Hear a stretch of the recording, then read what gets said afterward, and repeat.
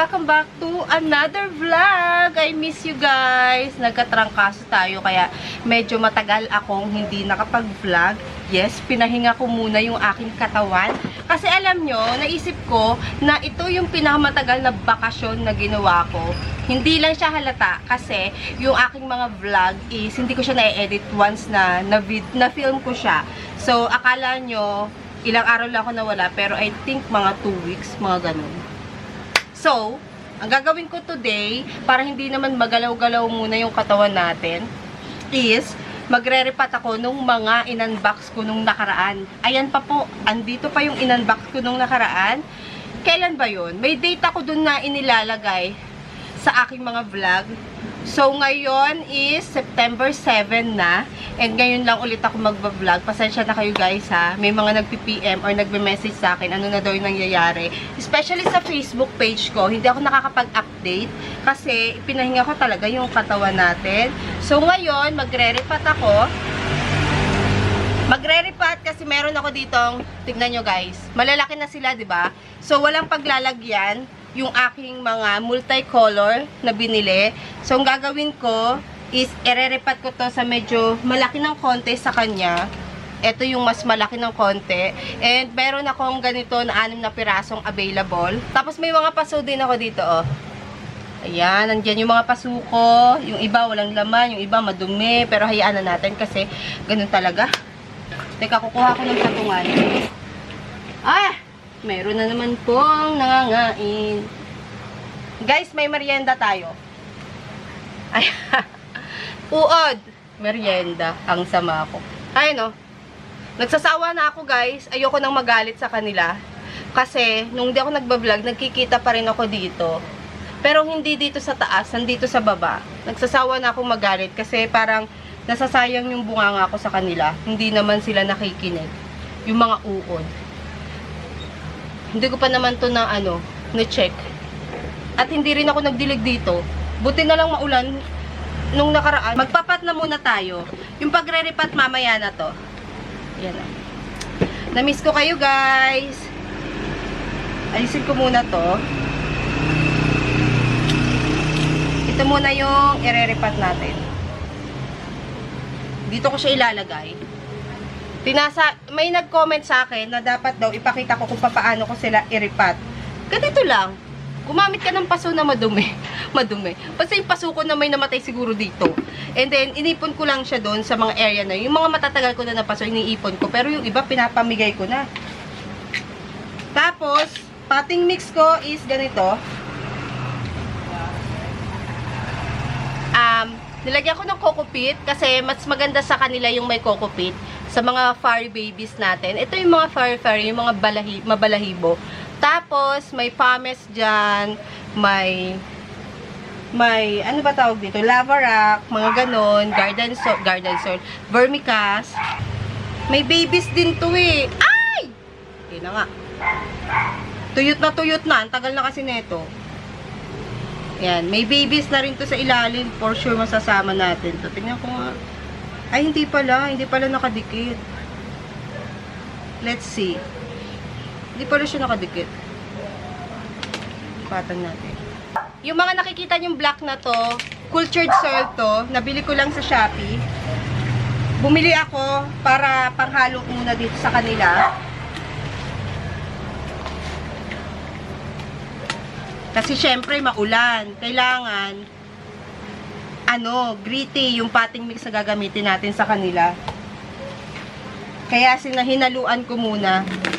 Simula nung di ako nag-vlog hanggang ngayon, hindi pa rin ako nagdidilig dito sa loob ng bahay dito sa loob ng mga natin, halaman. Kasi maulan din naman, nawiwisikan sila. And hindi talaga ako naghalaman nung nagkasakit ako.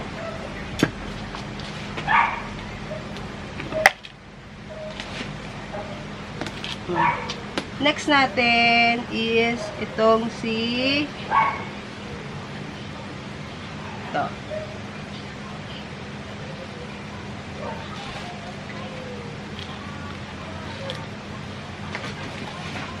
Teddy Bear.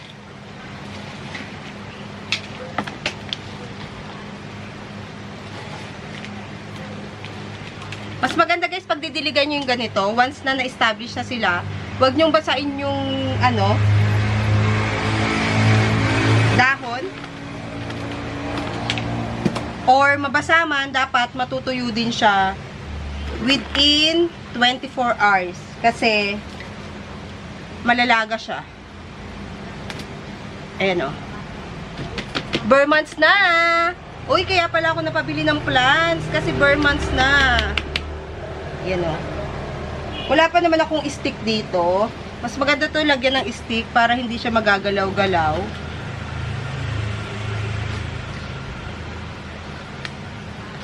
Yan. Tapos ito, dito na lang yung isa. Baka naman mabasag. Yan. Puro new roots na rin to. Ay, yung palang aking super ba? Meron nga pala akong super ba.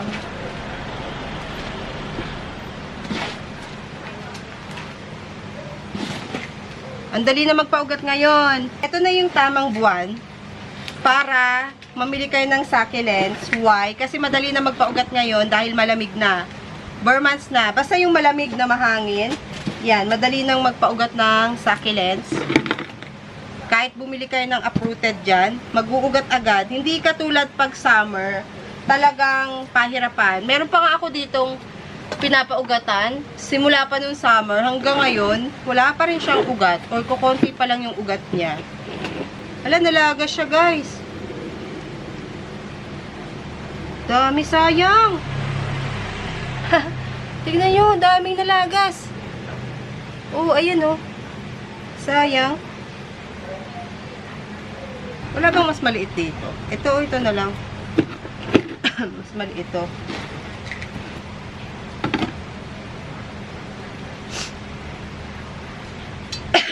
Pasensya na kayo pag naririnig nyo pa ako umuubo. Inubo rin kasi ako eh.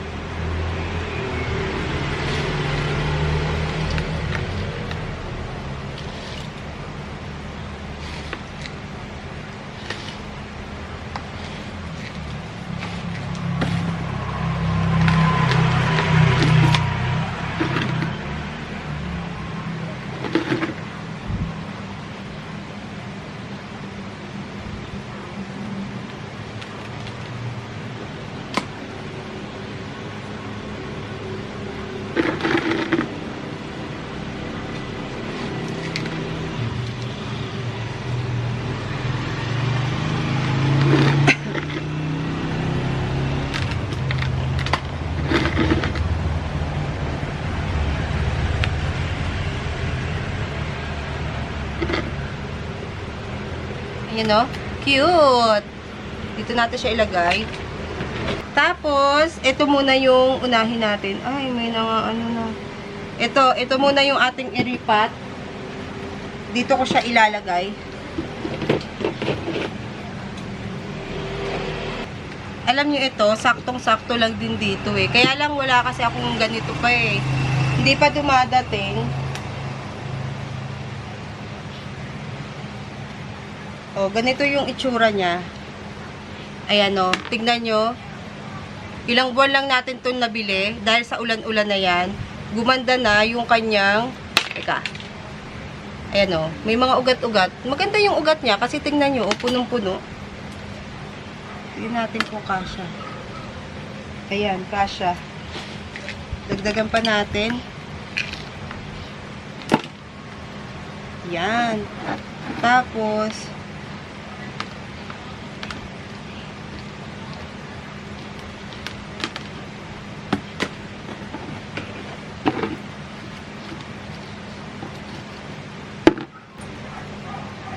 ending yan guys, maghahanap pa tayo ng ganitong paso. Ayan o. Nabili ko to sa Builders. Para siyang Ace Hardware dito sa amin. Kaya lang wala na nung nakaraan eh. Saan pa kaya may ganito?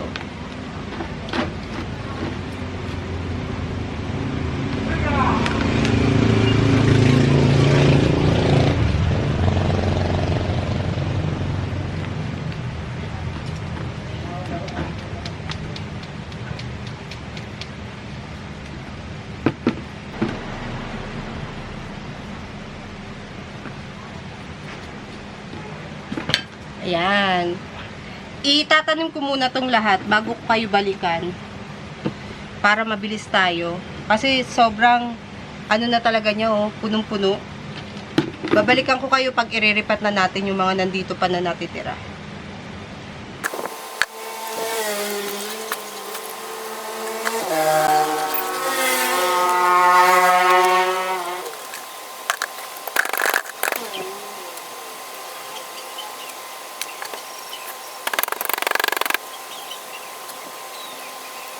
So, eto na yung ating naripat. Ayan o, ang lalaki na nila. Pero pwede pa siya lagyan dito sa gitna ng dalawa.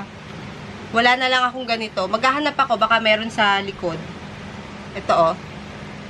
Ang laki rin pala. Sayang o, may space pa na po pwedeng dalawa. Ang laki! So, dito na tayo. Ay. Ilan ba to?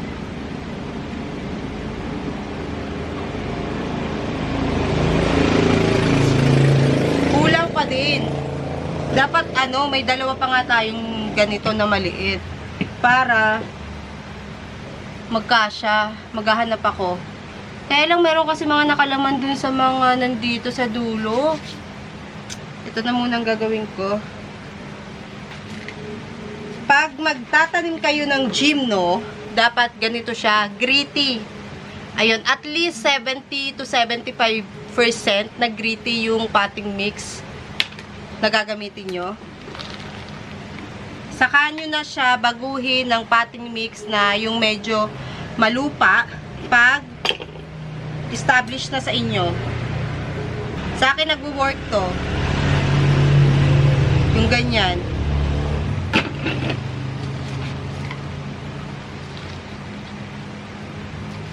Tapos wag nyo muna ang diligan. Ako guys, sa totoo lang, pag nagdidilig ako neto, after 3 weeks to 1 month ng pagkakatanim ko sa kanila, saka ko sila dinidiligan. Yung iba, 1 week lang dinidiligan na, nagwo-work naman daw. Pero ako, mas nagwo-work sa akin yung matagal yung dilig. Matagal bago diligan.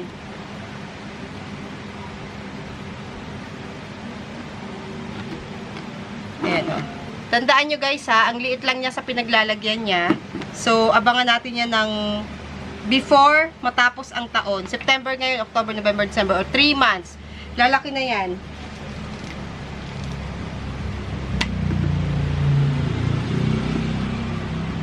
Tabi lang natin dito.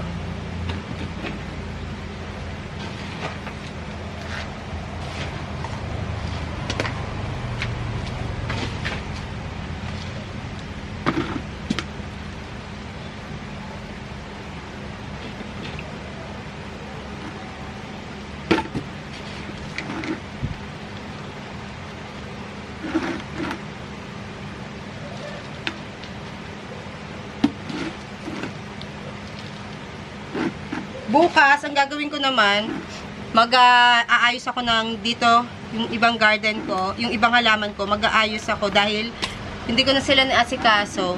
Yung sa likod, walang problema kasi palagi yung nauulanan. Dito sa area na to sa harapan, may mga nauulanan din. Meron namang hindi. Yung mga nasa labas, nauulanan. Kaya lang, ang problema ko guys is, madaming damo, yung nasa ibabaw. 3 yung binili ko neto. Ito pa yung isa.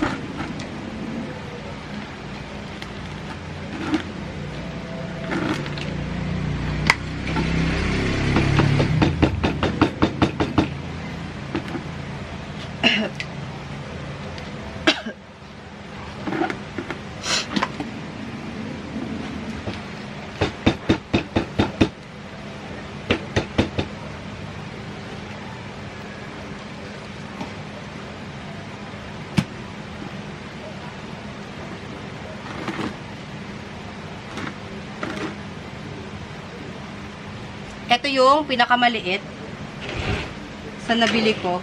Ang ganda kasi no kanyang color or perfect yung kanyang variegation, kaya ito yung binili ko. Pinili ba? Ito muna yung itatanim natin. Tatlong to. Kasi wala nang paso eh.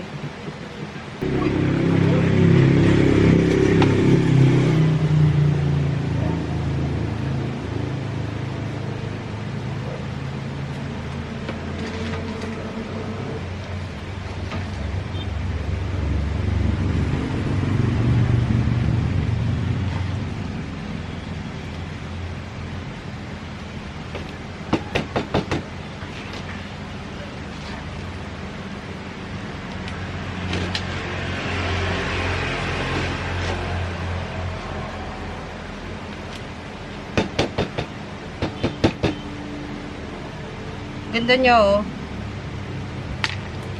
Kita nyo ba? Ayun, ang ganda.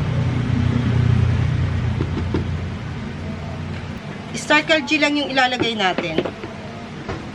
Ay, nabasa! Ba't nabasa? Butas ba to? Hindi naman siya butas. Ayan, ganyan lang. Nabasa kasi.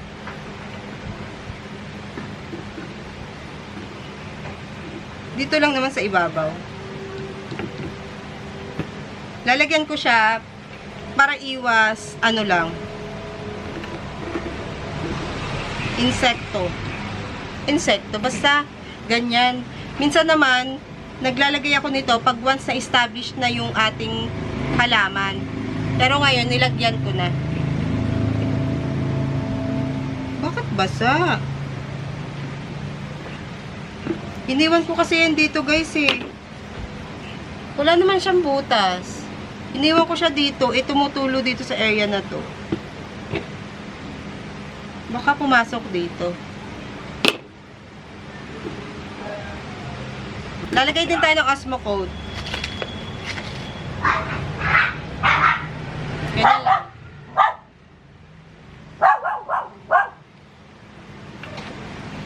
Kisses, ano ba kayo?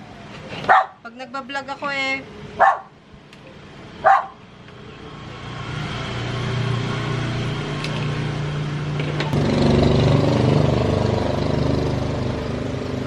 Ay! Ano ba yan, cookies? May ginagawa ako eh. Hi guys! Hello guys! Say hi guys! Hi guys! Dali na, hi guys! Hoy, may ano ko. Baka naliparan ako ng Sparkle G. Say bye-bye na. Nasaan na yung ating paso? Hindi ko na makita yung paso na... Ayun pala sa dulo. Doon ka na. Doon na. Mamaya na dito. So, eto lang guys ang ating ginawa for today. Wait lang ah. Ito oh. Ayan. Ito lang talaga yung kailangan ko mga iripat kasi nanlalagas na sila. Ibig sabihin, kailangan na silang iripat dahil natutuyot na ba? Natutuyot na. Ang ganda ng ating Soko. Lagi na si Soko. Choco Soldier. Uy, nasa na yung ano? Nako. Sa ko nilagay yun, guys. Yung uod. Naku, nakalimutan. Ayun pala. Itatapon ko to, guys. Oh, ayan, oh. Buti na lang yung mga nandito is hindi niya nagagalaw. Hindi niya ulit ginagalaw. Actually guys, may gagawin pa ako after natin mag-vlog. Kasi yung mga succulents natin doon, di ba naglagay tayo ng succulents doon? Ano siya? Nagiging etiolated. Hindi sapat yung init. Ayun o, yung ating RZ. Tingnan nyo, hindi na siya maganda. Kaya ililipat natin siya ng pwesto. Kahit na maaraw dyan, hindi pa rin pala sapat. Kaya ililipat natin siya dito sa area na to. Dahil hindi tayo nagdilig ng ilang linggo, tuyot na po yung mga damo. Yan yung palatandaan ko na kailangan na nating magdilig. Pag natutuyot na yung mga damo. So, ayun po. At dito ko na i-end ang ating vlog. Ito pa oh. Tuyot na ang damo. Hanggang dito lang yung nadidiligan. Yung mga itaas-taas lang na yan. Pero yung dito sa loob, hindi gaano yung nadidiligan. Kahit na nagbagyo-bagyo dyan. So, yan yung ating agenda for today. Magdilig at magtanggal ng damo. Yan. Ganda na itong ating ano. Ito guys, so, ang gaganda na. Kaya lang nangamumutla sila dahil hindi na arawan dito sa area na to. Or matagal yung 2 days pa lang umaraw ulit dito simula nung bagyong Enteng. So, ay, may mga ugat po. May mga ugat. May mga ano pa rin pala dito. Tanim ako na damo. So, ayun lang. At aayusin ko na to. Yung mga inalis-alis ko dito or yung mga binawas ko. Kasi kailangan talaga natin silang bawasan. Tingnan nyo, oh. Dikit-dikit na kasi sila. Kaya kailangan na natin silang bawasan, pagpahingahin or pahingahin. Dito ko muna inilagay yung ating mga pinopropagate nung nakaraan. Ayan guys, o nandyan. Tapos, yung mga iba dito, andun sa ilalim. Ayan o, napagkasya natin, naghanap ako ng 2 paso pa. Ganyan, ang ganda. Kaya lang mahal kasi ng paso na yan, 25 pesos isang peraso. Ano, maliit lang yan. Saktong-sakto pa nga o. Kaya lang, kailangan kasi natin netong ganito. Hindi pa dumadating yung aking paso na ganito. And may binili pa akong ilang gymno na padating din. Kukuhanin ko ngayon. So, ito, hindi muna natin yan papaarawan for sure kasi maano yan, malulusaw. Yun yung ating gagawin. Pag nagtanim kayo ng mga ganito, basta mga klaseng cactus, gymno. Actually, ang cactus, kahit na matagal mo siyang hindi diligan, hindi yun masisira or mabubulok, mamamatay. Pag diniligan mo ng madalas, doon siya mamamatay. Etong mga to, after 1 month ko pa sila didiligan. Di na baling matuyot, yes, given na yun, matutuyot talaga yan, especially itong mga ganito. Mapapansin mo, matutuyot yan. Kasi ngayon, tag-ulan. So, hindi ko sila didiligan agad-agad. And, sa unang dilig nila, dito lang, sa gilid, konti, hindi yan full water kasi syempre mabibigla eh. Magugulat yung plants or may something, may basa sa ugat ko. Pag ininom nila ng ininom yun, malulusaw, mabibigla sila. So, konti lang. Tapos, after 1 week ulit, kunwari, nagdilig ako ngayon. After 1 week, didiligan ko ulit ng konti. Yung padami ng padami. Tapos, pwede nyo na silang paulanan. Yun, ganun lang yung ginawa ko. Ito, hindi ko sila papaulanan. Kasi matagal to. Mga, let's say, next year na yan mapapaulanan. Yan, mga ganito. Pero hindi ko sila pinapatagal sa ulanan. Paulanan natin isang beses, tapos ibalik sa pwesto. Kasi vitamin sa plants yung ulan eh. Tubig ulan. So, ayun lang guys. At mag-aayos na ulit ako dito sa aking garden. Na-miss ko mag-garden. Bye!